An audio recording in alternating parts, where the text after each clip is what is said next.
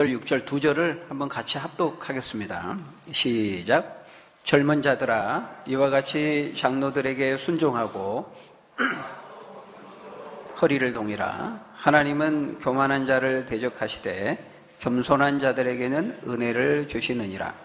그러므로 하나님의 능하신 손 아래서 겸손하라. 때가 되면 너희를 높이시리라. 아멘. 오늘 본문은 교회 안에 있는 이제 젊은이들에게 주는 권면입니다. 5절에 보니까 뭐라고 말씀합니까? 젊은 자들아, 이와 같이 장로들에게 순종하고 다 서로 겸손으로 허리를 동이라, 이렇게 말씀합니다. 지난 시간에는 우리가 바로 앞에서 있는 말씀을 통해서 특별히 이제 장로들에게 주는 권면을 우리가 보았죠.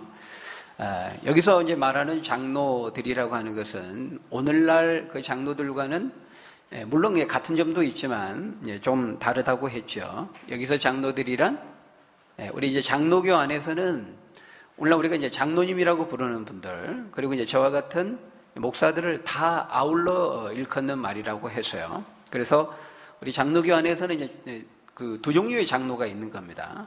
교회를 우리 이제 장로님들처럼 교회를 치리하는, 다스리는 이제 치리 장로가 있고, 저처럼 이제 말씀을 가르치면서 전하면서 치리하는 이제 장로로서의 이제 목사가 있는 것이죠. 그런데 오늘 본문에 보니까 이 젊은 자들아, 이렇게 말하고 있다는 거예요. 그러면서 그 앞에서 말하는 그 장로들과 대비되는 개념으로 이제 젊은 자들아, 이렇게 말하는 것을 볼 때 우리 여기서 말하는 장로들을 직접적으로는 물론 오늘날 우리 장로님들 또 목사들에 이제 해당이 된다고 볼 수 있겠지만, 젊은 자들아, 그리고 앞에 장로들아, 원래 이 히브리의 자켄이 나이가 있는 연장자들에서부터 시작된다 그랬어요. 그런 것을 본다면 여기서 말씀하는 그 장로들을 우리는 조금 확대해서 교회의 어른들, 연세 드신 분들까지로도 적용할 수 있다는 거예요.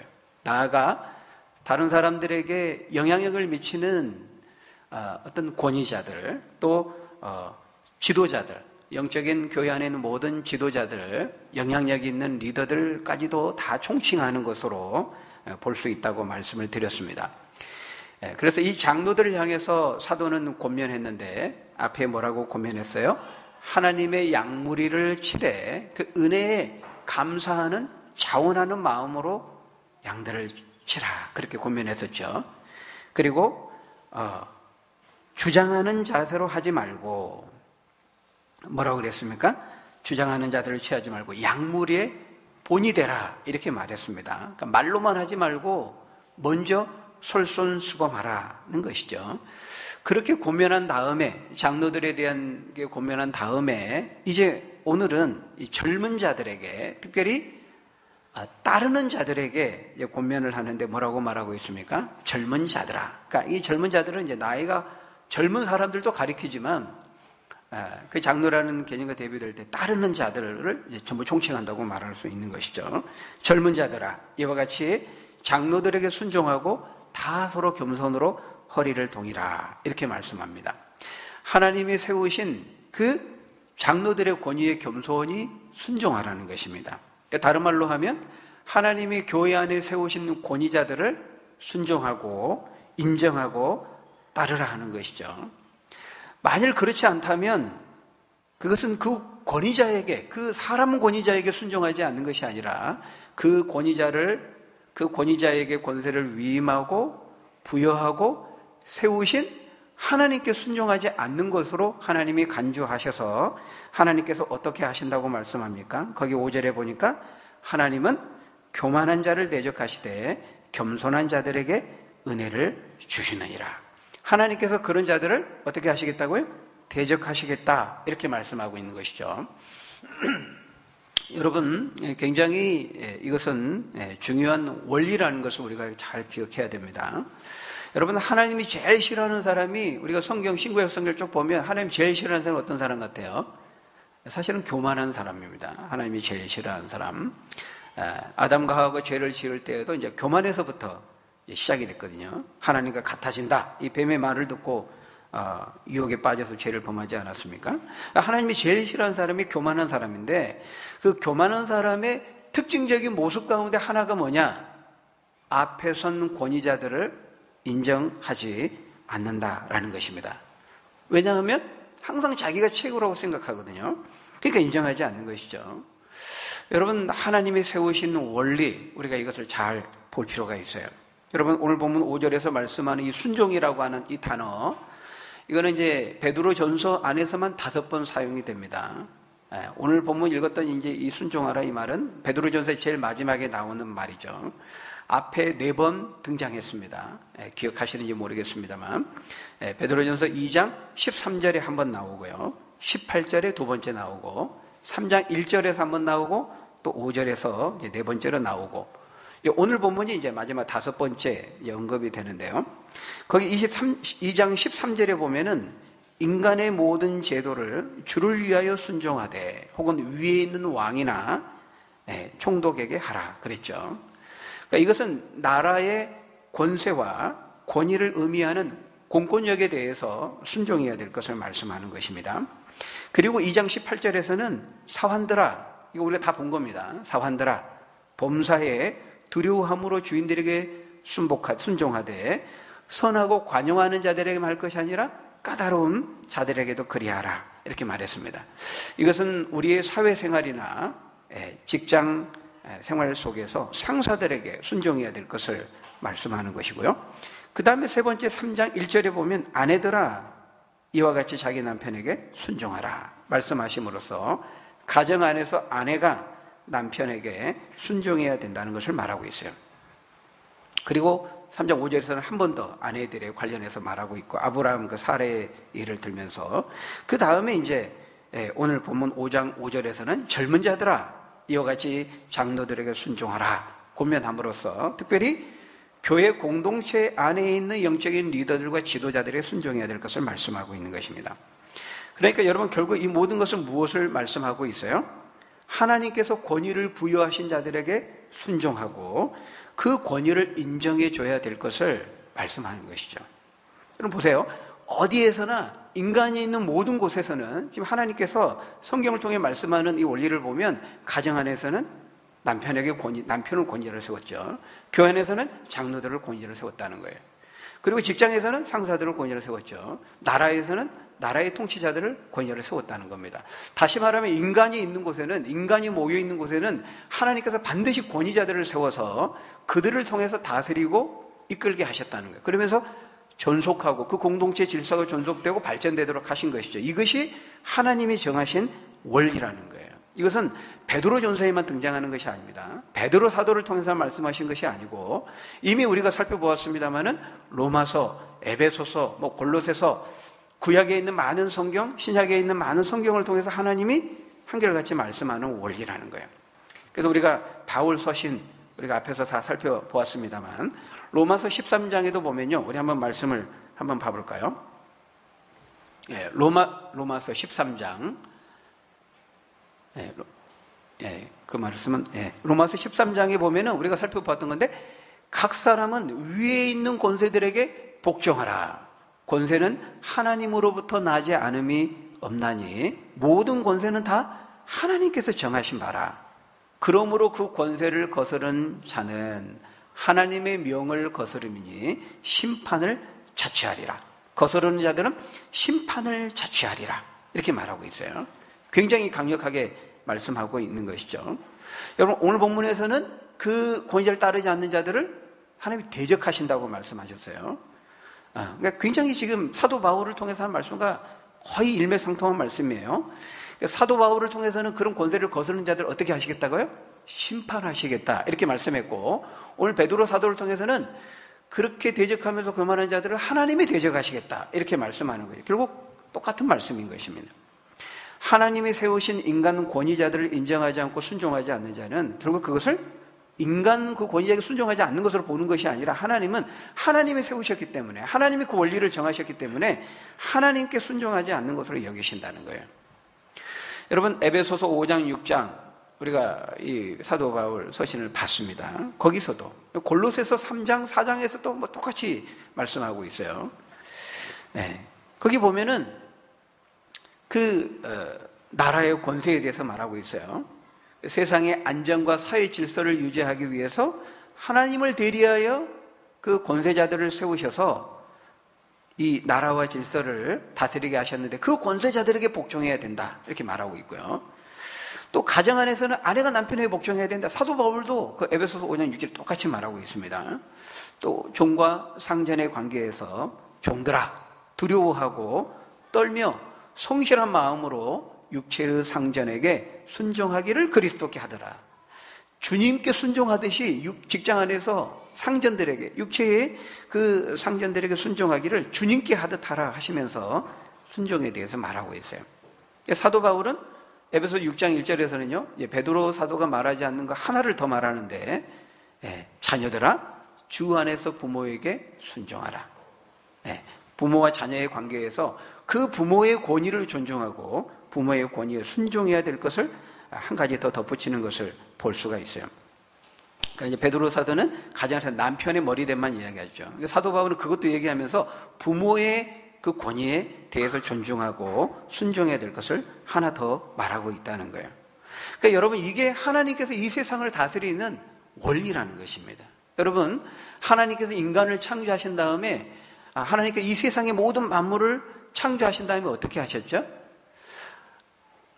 하나님이 모든 것을 직접 이 만물을 다 다스릴 수 있으심에도 불구하고 하나님을 대리하는, 하나님의 형상을 따라 특별히 만드신 인간을 세우셔서 그 인간을 만물의 영장으로, 통치자로 세우셔서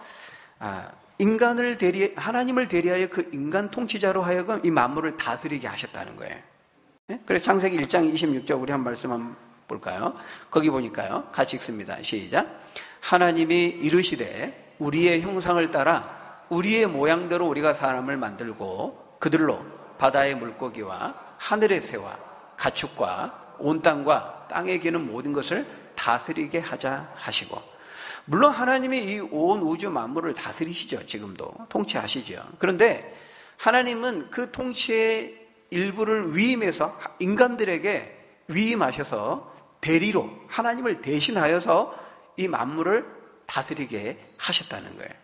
그러니까 여러분, 동물들은 모릅니다.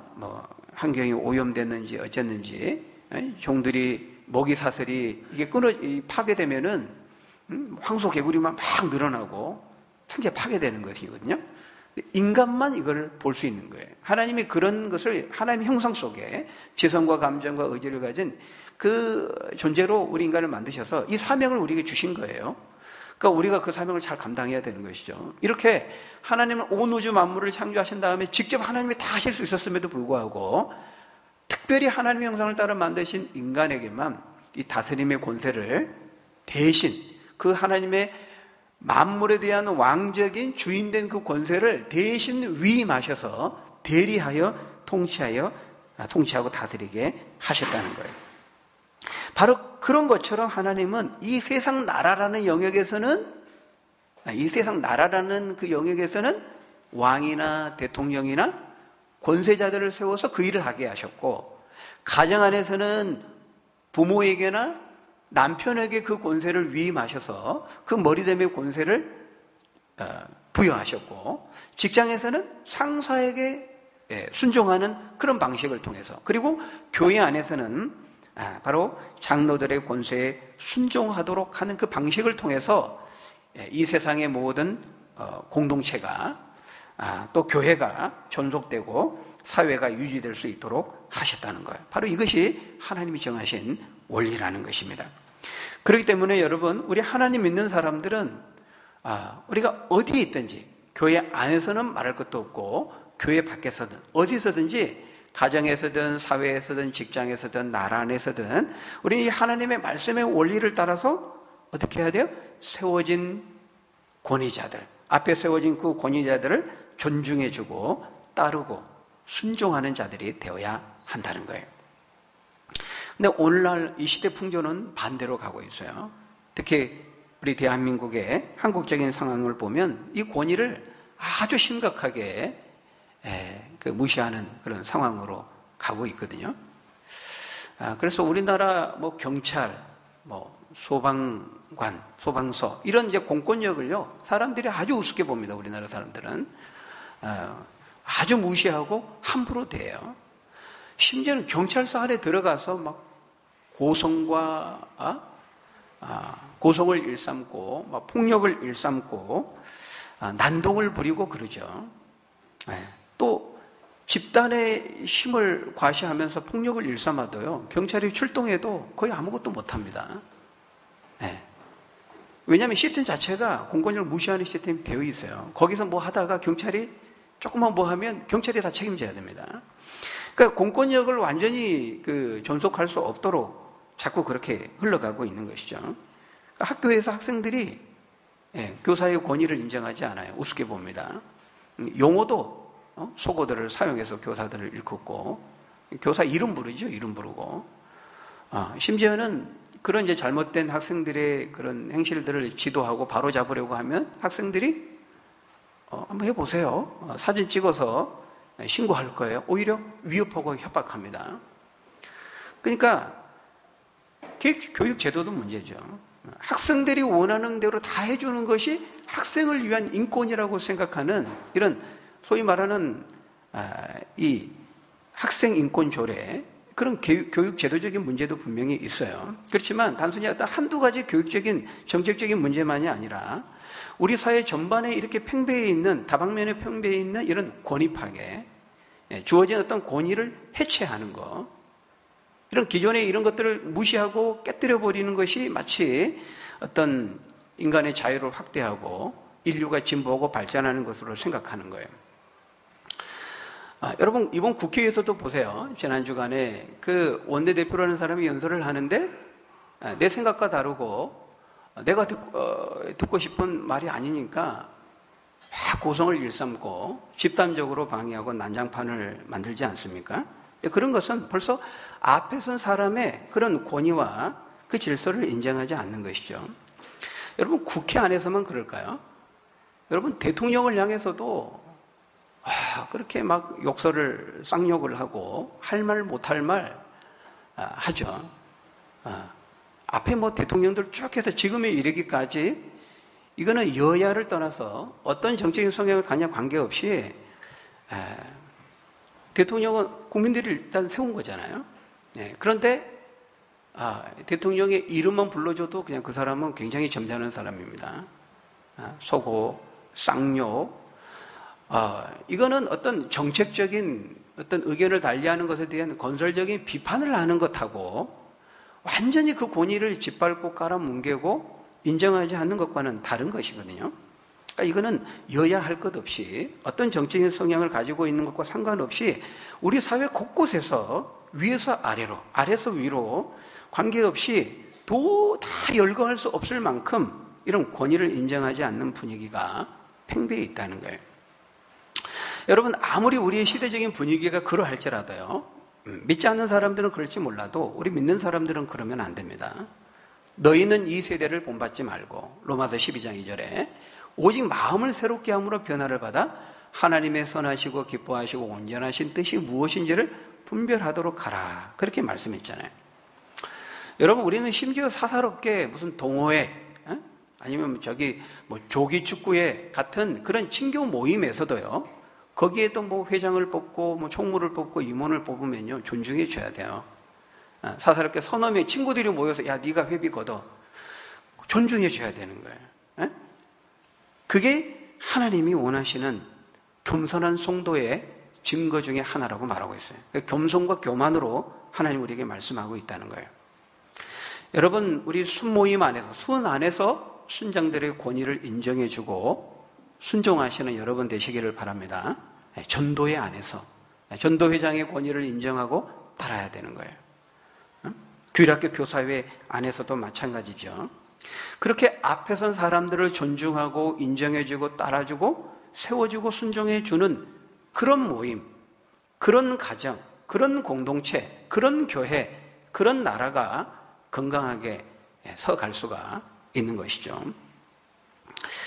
물론 여기서 우리가 이 권위자에 순종해야 된다고 할 때 잊지 말아야 할 것이 있습니다. 우리가 두 가지를 기억해야 되는데요. 첫째는 이 순종이 일방적이지 않고 쌍방적이다라고 하는 것입니다. 두 번째는 이때의 순종은 맹종이 아니고 주 안에서의 순종이라는 거예요.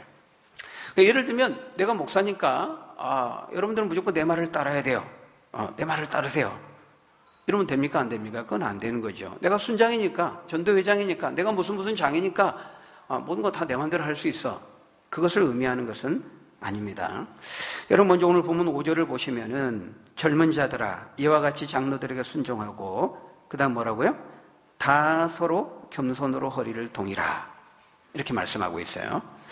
여러분 어떻게 하라고 말하고 있어요? 서로 하라. 다 서로 겸손으로 허리를 동이라 이렇게 말하고 있습니다. 여러분 겸손으로 허리를 동이라는 말씀은 이 말씀을 표현을 보면서 여러분 어떤 부분이 생각이 납니까? 지금 베드로가 말하고 있는 거죠. 여러분 예수님께서 수건을 허리에 두르시고 제자들의 발을 무릎을 꿇으시면서 제자들의 발을 씻겨 주셨어요. 그게 생각나지 않습니까? 베드로는 지금 이것을 생각하면서 말하고 있는 거예요. 하나님의 아들이신 예수님께서 마땅히 제자들의 섬김을 받으셔야 될 그분이 오히려 베드로 자신이 예수님의 발을 씻겨 드려야 되는데 그 예수님께서 오히려 허리를 굽히시고 무릎을 꿇고 제자들의 발을 씻겨 주신 것이죠. 예수님께서 하나님의 아들이신 예수님께서 그렇게 본을 보이셨다면 우리 장로들도 리더들도 이끄는 자들도 지도자들도 먼저 그렇게 해야 된다는 거예요. 그래서 겸손히 순종해야 되는 것은 젊은 자들이 장로들에게만 해야 되는 것이 아니라 다 해야 되고 서로 해야 된다. 이것이 성경 말씀입니다. 여러분 앞에서 장로들에게 권면할 때 3절에서 뭐라고 말씀했습니까? 맡은 자들에게 주장하는 자세를 하지 말고 양무리의 본이 되라 이렇게 말했죠. 여러분 주장하는 자세가 뭐예요? 주장하는 자세를 하지 않는 것은 다른 말로 하면 겸손히 하는 것을 말합니다. 고압적으로, 폭압적으로, 위압적으로, 독단적으로 하면 안 된다는 거예요. 겸손히 본을 보이라, 양무리의 본이 되라 이렇게 말하죠. 이게 여러분 세상적인 지도자의 리더십과 하나님이 말씀하는 교회 안에 있는 기독교적인 리더십의 차이예요. 예수님도 마가복음 10장 42절 이하에서 45절까지 말씀을 보면 이렇게 말씀하셨죠. 우리 한번 같이 읽어보겠습니다. 마가복음 10장 시작. 예수께서 불러다가 이르시되 이방인의 집권자들이 그들을 임의로 주관하고 그 고관들이 그들에게 권세를 부리는 줄을 너희가 알거니와 너희 중에는 그렇지 않을지니 너희 중에 누구든지 크고자 하는 자는 너희를 섬기는 자가 되고 너희 중에 누구든지 으뜸이 되고자 하는 자는 모든 사람의 종이 되어야 하리라. 인자가 온 것은 섬김을 받으려 함이 아니라 도리어 섬기려 하고 자기 목숨을 많은 사람의 대성물로 주려 함이니라. 여러분 여기 보면 우리 성경을 통해 하나님이 말씀하시는 우리 믿는 자들이 가져야 되는 그 리더십과 세상의 그 리더십의 차이를 분명하게 보여주고 있어요. 세상의 리더자들은 뭐예요? 뭐 CEO든 뭐 정치인들이든 어디든지 그 지도자들은 어떻게 한다는 거예요? 임의로 한다. 임의로 한다는 게 뭐예요? 자기 마음대로 하는 것이죠. 권세를 가지고 섬기지 않고 군림하고 위압적으로 임의로 자기 마음대로 한다는 것입니다. 그런데 너희는 그렇지 않을지 너희는 그러면 안 된다. 제자들에게 예수님을 믿고 따르는 성도들에게 그렇게 말씀하고 있는 것이죠. 그래서 장로들은 나이 든 어른들은 앞에서 이끄는 지도자들과 리더들은 먼저 겸손의 모범을 보여야 되는 거예요. 그래서 그 젊은 사람들이 그것을 보고 본을 보이는 그것을 보고 따라할 수 있도록 배울 수 있도록 먼저 어른들이 오히려 겸손히 낮아지고 섬기는 모습을 보면 젊은 사람들도 그 겸손히 순종하는 것을 보고 따라한다는 것이죠. 이것이 본을 보이라 하는 말씀의 의미인 것이죠. 우리는 말로만 가르쳐주는 자들이 되어서는 안 되고 보여줌으로써 가르쳐줘야 돼요. 그래서 우리가 이 교회 안에 오면요, 우리가 모범을 삼고 신앙의 모델링을 할 수 있는 분이 반드시 그 교회 안에 있어야 돼요. 여러분 어떤지 모르겠어요. 그게 목사님이 되든, 뭐 장로님이 되든, 권사님이 되든, 집사님이 되든, 아니면 성도님이 되든, 나도 저렇게 해야 되겠다. 저분처럼 신앙생활을 해야 되겠다. 라고 하는, 모범을 삼을 수 있는 누군가가 내 신앙생활의 여정 속에 있어야 된다는 거예요. 그런 사람이 없는 교회는 불행한 거죠. 그런 사람이 많은 교회는 행복한 것입니다. 여러분, 바라기는 내가 먼저 모범을 보이는 그런 사람이 되고, 또 그렇게 본을 삼고 싶은 그런 많은 사람들을 배출하는 우리 주님의 숫교회 공동체가 될 수 있기를 바랍니다. 그래서 여러분, 세상에서는 나이가 어린 사람들이 나이가 많은 사람들에게 허리를 숙이고 고개를 숙여 먼저 인사해야 된다, 이렇게 가르치죠. 유교적인 가르침입니다. 그러나 우리 기독교 가르침은 그렇지 않아요. 어떻게 하라고요? 서로 하는 것입니다. 서로 피차하라고 말하고 있어요. 먼저 하라고 말하고 있어요. 그러니까 젊은 사람이든 나이가 많은 사람이든 먼저 보는 사람이 인사하는 겁니다. 저도 그렇게 합니다. 우리 주일학교 아이들 보잖아요. 누구야? 안녕? 엘리베이터에서 잘 몰라도 안녕? 이렇게 인사를 해요. 그러면 그 아이가 이제 보고 안녕하세요? 인사를 하죠. 그렇게 해도 인사를 안 한 친구들이 있어요. 그럼 어떻게 합니까? 어른을 보면 인사하는 거야. 이렇게 내가 먼저 인사했잖아요. 얘기를 해주는 거예요. 그게 주님의 방식이거든요. 본을 보임으로써 그것을 교훈 삼아 가르치는 거예요. 예수님이 그렇게 하신 거거든요. 그래서 가장 좋은 교육의 방법은 먼저 본을 보이는 거예요. 물론 젊은 사람들이 먼저 인사해야 되죠. 그렇지만 성경의 관점은 세상의 방식과는 다르다는 거예요. 물론 성경은요, 우리 성경은 효의 종교입니다. 우리 어른을 공경해야 된다고 말하고 있어요. 그게 무슨 말인가? 여러분, 성경을 보면 분명히 말하고 있습니다. 레위기 19장 32절에 보면 이렇게 말하고 있어요. 같이 읽어볼까요? 시작. 너는 센 머리 앞에서 일어서고 노인의 얼굴을 공경하며 내 하나님을 경외하라. 나는 여호와이니라. 이 샘머리라는 것은 하얀 머리를 말하죠. 노인의 얼굴을 공경하라. 노인의 얼굴을 공경하라. 이게 뭘까요? 노인의 얼굴, 주름진 얼굴이죠. 굴곡진 인생을 살면서 한 가정의 일원으로서, 그 사회 공동체의 일원으로서 평생 헌신하면서 수고하면서 살아온 그 노고를 인정하고 존중하라는 것입니다. 근데 이 노인들을 공경하고 따르는 것을 하나님을 경외하는 것과 바로 연결시켜서 얘기하고 있어요. 그래서 10계명을 보더라도 4계명까지는 하나님을 향한 공경을 말하고 있죠. 근데 5계명부터 인간을 관계 속에서 지켜야 될 부분을 말하는데 첫 번째가 부모 공경이 나오고 있는 거, 굉장히 중요한 부분이라고 말하고 있어요. 부모의 공경은 말할 것도 없고요. 내 부모가 아니더라도 노인들, 연세 드신 어른들을 존중하고 공경해야 되는 것은 유교의 가르침이 아닙니다. 성경의 가르침이에요. 또 거기 보면 잠언 6장 31절에도 보면 백발은 영화의 면류관이라 이렇게 말하고 있어요. 백발, 흰머리. 그거는 칭송해주고 존중해줘야 될 부분이라는 거예요. 또 여러분, 디모데전서 5장 4절에도 보면요, 우리 한번 같이 읽어보겠습니다. 시작. 만일 자녀나 손자들이 있거든 그들로 먼저 자기 집에서 효를 행하여 부모에게 보답하기를 배우게 하라. 이것이 하나님 앞에서 받으실 만한 것이니라. 여러분, 이런 말씀들을 보면 성경의 많은 곳에서 우리가 노인을 공경하고 효도를 실천해야 될 것을 말하고 있어요. 자녀들이, 젊은이들이 먼저 노인들에게 인사하고 공경하는 것은 당연한 것입니다. 그렇지만 그럼에도 불구하고 그 방식은 장유 요사와 같은 유교에서 가르치듯이 나이가 젊은 사람만 노인에게 인사하고 섬겨야 될 것을 말씀하지는 않는다는 거예요. 아까 예수님이 본을 보이신 것처럼 서로 섬기고 피차 섬기고 먼저 섬기라. 이것이 성경의 방법이에요. 여러분, 서로 한다는 것은 뭐예요? 내가 먼저 한다는 것을 의미하는 것입니다. 그래서 우리가 주님을 믿고 따르는 사람은요, 나보다 나이가 어려도 내가 보면 먼저 인사하는 거예요. 저 사람이 인사할 때까지 나 인사 안 할 거야. 인사하는 거 하는 거 보고 인사하면 받고 해주고, 그런 게 아니죠. 그거는 세상의 방식이에요. 제자들이 발을 다 씻기신 다음에 예수님이 이렇게 말씀하셨어요. 우리 요한복음 13장 같이 읽어볼까요? 시작. 내가 주와 또는 선생이 되어 너희 발을 씻었으니 너희도 서로 발을 씻어주는 것이 옳으니라.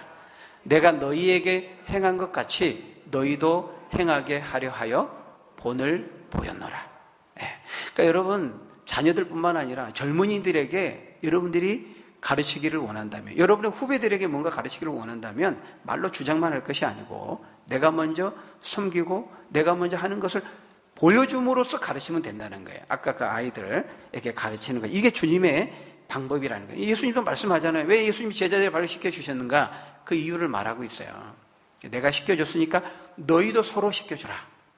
내가 너희에게 행한 것 같이 너희도 행하게 하려고 내가 본을 보여준 것이다. 이렇게 말하고 있죠.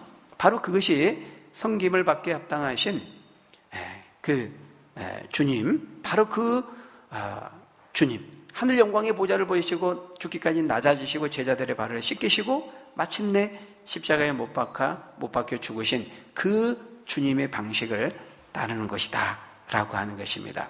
그리고 여러분, 먼저 순종하시고 서로 순종할 수 있는 여러분 되시기를 바랍니다. 자, 두 번째, 인간 권위자들에게 순종해야 된다고 할 때 맹종이나 굴종을 의미하는 것이 아니라 그래서요. 여러분, 인간 권위자들에게 순종하는 것이 하나님의 뜻이지만 그럴 때 그것은 맹목적인 순종을 의미하는 것이 아닙니다. 또는 굴욕적인 순종을 의미하는 것도 아니에요. 그러니까 그렇지 순종하지 않으면 두렵기 때문에 그 인간 권위자들에게 아첨하거나 아부하거나 그들을 두려워해서 우리가 순종하는 것이 아니라는 거예요. 우리가 순종해야 되는 이유가 무엇입니까? 우리는 하나님을 두려워하기 때문에 순종하는 것입니다. 하나님께서 그렇게 권위자들을 세우셨고 그 세워진 권위자들에게 순종하고 존중하고 따르라고 명령하셨기 때문에, 말씀하셨기 때문에, 그것이 하나님의 뜻이기 때문에 우리는 순종해야 하는 것입니다. 그렇기 때문에 우리가 인간 권위자들에게 순종하는 것은 그것이 하나님에 대한 순종이 될 때 한해서 순종해야 되는 거예요. 하나님의 뜻과 말씀에 순종하는 것이 될 때 한해서 순종해야 되는 거예요. 이것을 이미 베드로 사도나 바울을 통해서 말씀하셨죠. 주 안에서 내 부모에게 순종. 주 안에서라고는 조건이 붙어 있는 거예요. 네가 인간의 모든 제도를 순종하되 주를 위하여 하라, 이렇게 말하고 있어요. 주를 위한 순종이 될 때 하라는 것입니다. 주 안에서 하고 주를 위한 순종이 될 때 주님 때문에 우리가 순종해야 된다고 말하고 있어요. 그러니까 만일 우리가 인간 권위자에게 순종하는 것이 하나님의 말씀에 불순종하는 것이 된다면 그때는 어떻게 해야 될까요? 순종해야 됩니까? 안 해야 됩니까? 순종 안 해야 되는 것입니다. 그런 점에서 인간 권위자에게 대한 순종은 무조건적인, 무제한적인, 맹목적인 순종이 아니에요.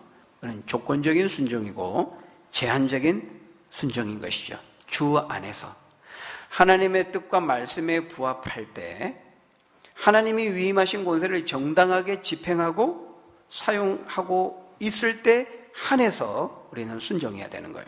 그러니까 모든 그 순종의 기준이 뭐라는 거예요? 하나님의 뜻과 말씀이 되는 것이죠. 우리는 하나님의 말씀에 합당하게, 하나님께서 말씀 명령하셨기 때문에, 그것이 하나님의 뜻이기 때문에 우리는 순종하는 거예요. 내가 따르는 사람이 모든 방면에서 나보다 내가 따를만 하니까, 나보다 모든 방면에서 뛰어나고 우월하고 월등하게 낫기 때문에 따르는 것입니까? 세상은 그렇습니다. 세상의 리더십은 그런 방식으로 세우죠. 그래서 세상의 방식은, 세상 사람들은 내가 저 사람을 따르는 것은 모든 방면에서 나보다 더 실력이 있고 뛰어나고 더 탁월하기 때문에 따르는 거예요. 근데 하나님을 믿는 우리들이 앞에 선 권위자를 존중하고 따르는 것은 나보다 더 우월하고 탁월하고 실력이 있기 때문에, 뛰어나기 때문이 아니라는 거예요. 왜 우리는 섬깁니까? 왜 순종합니까? 하나님이 순종하라고 그 사람에게 그 권세를 위임하셨다는 것을 인정하고, 우리 하나님이 말씀하고 명령하셨기 때문에 우리는 순종하고 따르는 자이죠. 이것이 세상 사람들과 우리 믿는 사람들의 다른 점인 것이죠. 물론 앞에 세워진 사람들, 권위자들, 리더, 목사, 장로, 이끄는 사람들은 인격적으로나 사역적으로 하나님의 그 부르심에 합당한 자질을 갖추기 위해서 그 믿음의 진보를 드러내기 위해서 최선을 다해야 됩니다. 그래서 인격적으로나 하나님을 믿는 것과 아는 일에 하나가 되어서 그리스도의 장성한 분량에 충만한 데까지 이르기 위해서 최선의 준비를 해야 되죠. 그런데 여러분, 그것은 하나님께서 그 사람과 관계 속에서 그 사람을 따로 다루시면서, 그 리더들을, 장로들, 지도자들을 따로 다루시면서 하나님이 하시는 거예요. 그러니까 그 앞에 세워진 권위자들을 믿고 따라야 될 위치에 있는 우리에게 주어진 것이 아니고요. 그거는 하나님께서 그런 사람들에게 따로 권면하시고 그 말씀에 근거해서 자신을 비추어 보고 지도자들이 준비해야 될 부분인 것이죠. 그래서 성경은 함부로 선생이 되지 말라고 말하고 있어요. 이끄는 자들, 지도자들, 선생에 대한 그 책임에 대해서 하나님은 물으시기 때문에 알고 행치하는 자는 많이 맞을 것이고 모르고 행치하는 자는 적게 맞을 것이라. 그러므로 너희는 함부로 선생이 되지 말라 이랬거든요. 그러니까 리더들에 대한 책임, 다루심, 징계는 하나님이 그들과 관계 속에서 하나님이 하셔요. 그러니까 그 권위자들을 따르는 위치에 있는 자들을 내가 다루고 관여하고 담당해야 될 부분은 아니라는 것이죠. 그러니까 그 말이 내가 리더로 세워졌으니까, 내가 리더니까 하나님 나를 세우시니까 내 마음대로 해. 무조건 내 말을 따라. 그럴 수는 없어요. 그러면 안 되죠. 그거는 하나님께서 또 다른 방면에서 그 사람들에게, 그 리더들에게 성경을 통해 분명히 말씀하고 있어요. 그 말씀에 따라서 그것을 자신의 비추어 보면서 리더들은 준비를 해가야 된다는 것이고요. 다만 그 권위에 순종하고 따르는 위치에 있는 자들은 그것에 신경 쓰지 말고 자신에게 하나님께서 물으시는 부분에 충실하면 된다는 거예요. 그러니까 내가 볼 때 저 사람 리더는 좀 부족하고 형편없는데 그래서 나는 안 따를 거야, 이러면 안 된다는 거예요. 여러분, 하나님께서 아내들에게 남편에게 순종하라는 명령하시죠. 근데 객관적으로 볼 때 남편보다 뛰어난 아내들이 많이 있어요. 그러니까 내가 딱 모든 방면으로 볼 때 내 남편은 그래도 나보다 여러 가지 면에서 뛰어나지, 그러니까 순종하는 겁니까? 안 뛰어나면 안 순종합니까? 여러분, 그건 세상적인 방식이죠. 하나님은 그걸 말씀하지 않아요. 여성이 남성보다 뛰어나고 월등한 부분들이 많이 있어요. 그럼에도 불구하고 하나님은 가정이라고 하는 질서를 세우시기 위한 원리로서 그렇게 정하신 거예요. 머리됨의 권세를 남편에게 두신 것입니다. 그러니까 내가 볼 때 부족하고 연약함이 있어도 남편의 머리됨을 인정해야 된다고 성경은 말하고 있다는 거예요. 그래, 여러 가지 세상 경험, 지식, 모든 방면은 나보다 뛰어나니까 그래, 남편에게 순종해야지. 그게 아니고요. 여러분, 교인들 가운데, 평신도들 가운데도요, 목사인 저보다 모든 방면에서 인격적으로나 세상 경험이나 연륜이나 뛰어나신 분들이 계셔요. 또 계실 거예요. 세상의 학력이라든지 경험이라든지 연륜이라든지, 이제 연세로는 여러분 가운데 제 부모님과 같은 분도 계시거든요. 그렇잖아요. 근데 여러분, 왜 목사의 지도와 그 인도를 따르십니까, 여러분들은? 그러니까 제가 그런 부분에서 모든 세상적인 지식이나 경험이나 성경 지식, 성경 지식 신학 지식은 제가 조금 더 나을 수 있겠죠. 근데 여러분, 그러니까 따릅니까? 그 목사님 나보다 성경 더 많이 아니까 따릅니까, 여러분? 안 그러면 안 그러실 거예요, 그러면? 지금은 그래도 조금 쓸만하고, 그런데 이제 나중에 조금 나이 들고 이제 눈도 조금씩 잘 안 보여요. 저도 이제 눈도 안 보이고 기억력도 막 형편없어지고 성경 지식, 신학 지식도 희미해지고 막 이러면 이제 저 버릴 겁니까, 여러분?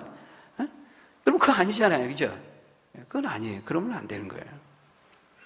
나보다 저 사람이 좀 더 뛰어나니까 내가 좀 따라주고, 그러면 인간은 교만하기 때문에 늘 그 사람을 이제 권위를 따를 수 없게 되는 거예요. 그래서 세상이 국회가 이렇게 되는 겁니다. 근데 하나님의 원리는 뭐냐면 그런 게 아니라는 거예요. 하나님이 세우셨기 때문에 하나님이 위임의 권세를 세우셨기 때문에 하나님을 생각함으로, 하나님의 말씀을 생각함으로, 그 하나님을 두려워함으로 앞에 세워진 권위자들을 존중하고 순종하는 자들이 되어야 된다, 이렇게 말씀하고 있어요. 그것이 맹종이 아닌 한, 굴종이 아닌 한 우리는 그렇게 해야 된다는 것이죠. 여러분, 말씀을 마치겠습니다. 우리가 다음 시간에 좀 이어서 6절과 7절의 말씀을 통해서 한 번 더 이 교만과 겸손에 대해서 좀 자세히 나누고자 하는데요. 하나님은 오늘 본문을 통해서 교만한 자를 대적하시되 겸손한 자들에게는 은혜를 주신다, 이렇게 말씀하죠. 근데 여러분, 교만한 자를 대적하시는 방식, 그리고 그 겸손한 자에게 은혜를 주시는 방식이 무엇일까요? 다음 시간에 제가 좀 자세히 나누도록 하는데요. 한 가지만 말씀드린다면, 여러분, 교만한 자를 대적하시는 방식이 뭐냐면, 하나님께 성경을 통해 보여주시는 방식은요, 여러분이 행한 대로 갚으신다라는 것입니다. 여러분이 앞에선 권위자들을 인정하지 않고 존중하지 않잖아요. 순종하지 않잖아요. 그러면 여러분이 장차 그 자리에 섰을 때 꼭 그대로 되돌려 갚게 해주신다는 것이 하나님의 방식입니다. 자신이 한 그대로 받게 하신다는 거죠. 우리가 이 정치판을 보더라도요, 자신들이 여당이고 야당이고 야당이고 여당일 때를 기억하지 못해요. 개구리 올챙이제 시절을 기억하지 못합니다. 까맣게 잊어버려요. 우리가 순원이고 전도의 회원일 때 앞에 선 사람을 따르지 않으면요, 내가 그 자리에 섰을 때 하나님이 똑같이 부메랑이 되어서 돌아오게 할 것이라고 성경은 말하고 있어요. 그게 하나님의 방식이고 하나님의 공이라고 말하죠. 그래서 여러분, 내가 부모를 공경하지 않고요, 부모의 권위를 인정하지 않잖아요. 그러면 나중에 꼭 내 자식이 그렇게 되게 하시겠다고 하나님이 말씀하시는 거예요. 젊을 때 연세 드신 분들 무시하고 그분들을 공경하지 않잖아요. 그러면 자신이 나이 들었을 때, 그 자리에 섰을 때 나중에 그대로 돌려받게 하신다는 거예요. 이게 하나님의 방식이라고 말하고 있어요. 하나님이 대적하시고 심판하시는 방식이라고 말하고 있는 것이죠. 여러분, 바라기는 우리는 세상 사람들이 다 권위를 무시하고 하나님의 정하신 질서와 원리를 무시한다 할지라도, 우리는 너희는 이 세대를 본받지 말고 마음을 새롭게 함으로 변화를 받아 하나님의 선하시고 기뻐하시고 온전하신 뜻이 무엇인지 분별하도록 하라 말씀했습니다. 하나님이 교만한 자를 대적하시되 겸손한 자들에게는 은혜를 주시느니라, 분명히 말씀하신 것처럼 세상이 어떻게 흘러간다 할지라도 여러분, 흔들림 없이 이 하나님의 말씀 분명하게 붙들고 하나님이 정하신 원리에 순종하면서 그 주신 복들을 누리며 증거하며 살아가는 저희 여러분들이 다 되시기를 예수님의 이름으로 간절히 축원합니다. 기도하겠습니다. 아버지 하나님, 참 세상의 풍조, 우리가 이 시대적인 상황에 둘러싸여 살아갈 때 무엇이 옳은지 그른지 분별하지 못하고 추종하고 따라갈 때가 많이 있습니다. 하나님께서 이 시류에, 이 시대적인 풍조에 휩쓸리지 말고 하나님이 정하신 원리와 그 말씀을 따라서 행하라고 우리에게 말씀하셨습니다. 우리가 이 하나님의 말씀의 원리를 삶의 중심으로 삼고 믿고 의지하며 순종하며 따라갈 수 있는, 그래서 겸손한 자들에게, 말씀을 겸손히 따르며 순종하는 자들에게 은혜와 축복을 주신다 말씀하셨는데, 그것이 무엇인지 경험하며 누리며 증거하며 살아가는 저희들 되게 하여 주시옵소서. 예수님 이름으로 기도하옵나이다. 아멘.